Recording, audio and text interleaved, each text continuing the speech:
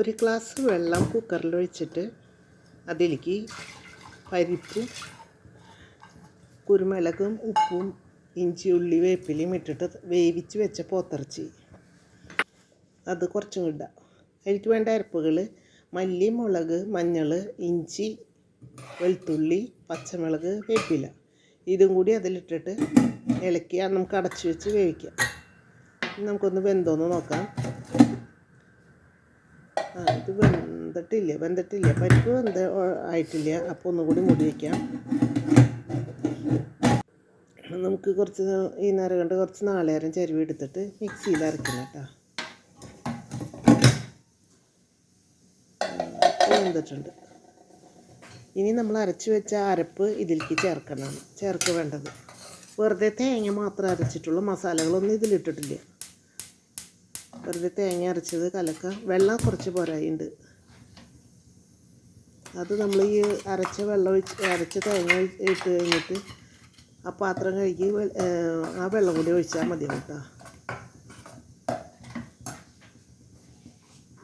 കുറച്ച് വെള്ളം ഇറക്കാം.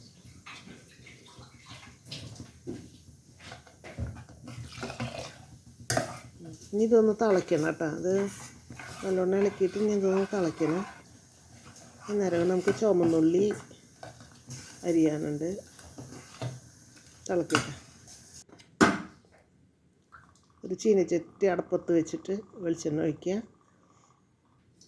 ചുവന്നുള്ളി അരിഞ്ഞതിടാം. ഈ ചുവന്നുള്ളി നമ്മൾ നല്ലോണം മൂക്കണം കേട്ടോ. ഒരു മണം വരും. അതുവരെ നമ്മളത് മൊരിയിക്കണം. ഇളക്കിയിട്ട് ഇതിലേക്ക് ചുവന്ന മുളകില്ലേ, വലിയ മുളക്, അതൊന്ന് 3-4 കഷ്ണമാക്കിയിട്ട് നീട്ടത്തിൽ അരിഞ്ഞ് ചേർക്കണം. പിന്നെ കുറച്ച് വേപ്പില്ലേ,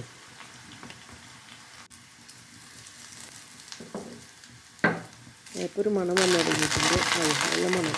അപ്പോൾ ഇനി ഇപ്പോഴാണ് ഞാൻ മസാല ചേർക്കുന്നത്. മസാല എന്ന് പറയുന്നത് പെരിഞ്ജീരകം വറുത്ത് പൊടിച്ചത്, കുറച്ച് മസാല കൂട്ട്. അതിപ്പം മരിഞ്ഞുണ്ടെങ്കിൽ നമുക്ക് കറിയും കൂടെ ഒഴിക്കാം. ഏട്ടയ്ക്ക് തെറിക്കാണ്ട് നോക്കണം കേട്ടോ. ഇത് നന്നായിട്ട് ഇളക്കി വെച്ചിട്ട് ഒന്ന് തിളക്കട്ടെ. ഇത് നല്ല കറിയാണ്. ചപ്പാത്തിക്കും ബ്രെഡിനൊക്കെ നല്ല ബെസ്റ്റ് കറിയാണ്. വെള്ളയപ്പത്തിന് ഒക്കെ നല്ല കറിയാണ്. നല്ല രസമുള്ള കറിയാണ്. ഇനി നമുക്ക് വേറൊരു പാത്രത്തിലേക്ക് ഇത് പകർത്തിയിട്ട് സെർവ് ചെയ്യാൻ വയ്ക്കാം കേട്ടോ. നിങ്ങളിത് ഉണ്ടാക്കി നോക്കണം. എനിക്ക് കമൻസ് അയക്കണം. ആരും കമൻറ്റ് അയക്കുന്നില്ല. എന്നാലേ എനിക്കൊന്നും കൂടി നന്നാക്കാൻ പറ്റുള്ളൂ. Okay, thank you. സബ്സ്ക്രൈബ് ചെയ്യുക.